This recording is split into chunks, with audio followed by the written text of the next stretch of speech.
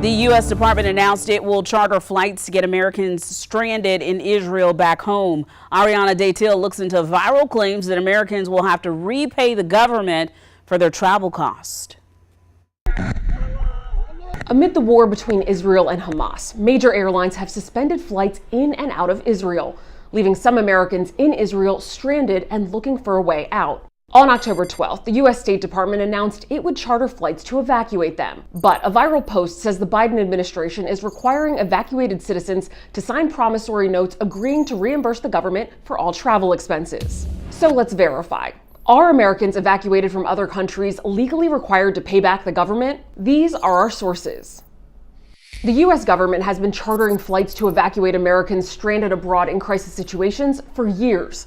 If you take one of those flights, federal law requires evacuees to reimburse the government to the maximum extent practicable within 30 days of receiving a bill. Evacuees are generally required to sign an evacuee manifest or a promissory note before they leave, acknowledging the need for repayment. According to the State Department, the amount that evacuees will pay is based on what the cost of a full-fare economy flight or comparable alternate transportation back to the States would have been immediately prior to the inciting event. So, we can verify, yes, Americans evacuated from other countries are legally required to pay back the government.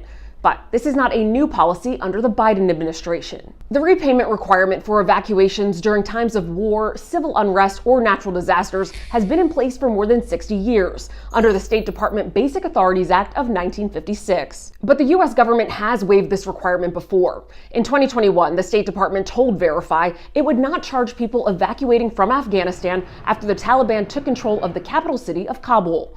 But it is unclear whether the U.S. government will waive evacuation costs for Americans leaving Israel. With your Verify, I'm Ariana Daytil. Well, if you have a story you want us to verify, let us know on social media, or you can send us an email to verify@WLTX.com.